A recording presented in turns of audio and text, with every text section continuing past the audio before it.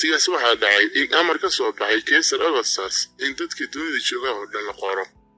Qorniinkaas kolkii ugu horreeyay waxaa la sameeyey markii Cornelius xukumi jiray Suuriya. dhammaan waxay u wada tageen in la qoro mid kastaba magaaladiisii. Yuusufna Galiili ayuu ka kacay oo magaaladii Nasareed ka tegey oo wuxuu aaday Yahuudiya ilaa magaaladii Daa'uud oo Baytulaxam la odhan jiray maxaa yeelay wuxuu ahaa dadkii iyo dhashii Daa'uud. in lala qoro Maryam oo ahayd tii u doonanayd oo uurka lahayd. waxaa dhacay kolkii halkaas joogeen in maalmihii ay umuli lahayd dhammaadeen waxayna umushay wiilkeedii curadka ahaa. markaasay maro ku duuduubtay oo qabaal ku jiifsay waayo meel ay ku hoydaan ayay hodheelkii ka waayeen. dalkaas waxaa jiray adhiishiro banaanka jooga oo habeenkii idahooda ilaalinaya.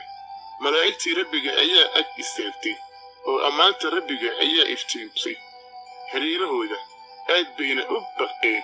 markaasaa malaa'igtii ku tidhi habaqina waayo ogaada waxaan idin keenay war wanaagsan oo leh farxad weyn oo waxaan dadka oo dhan.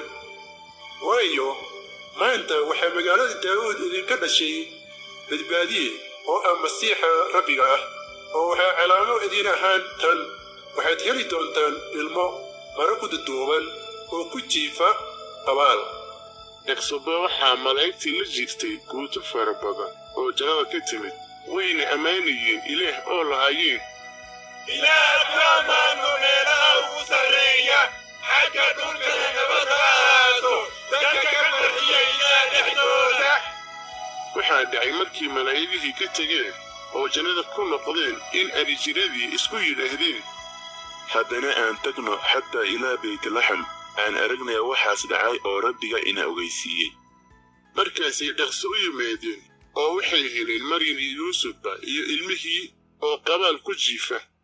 oo goortay arkeen waxay ogeysiiyeen hadalka ilmahan loogu sheegay iyaga.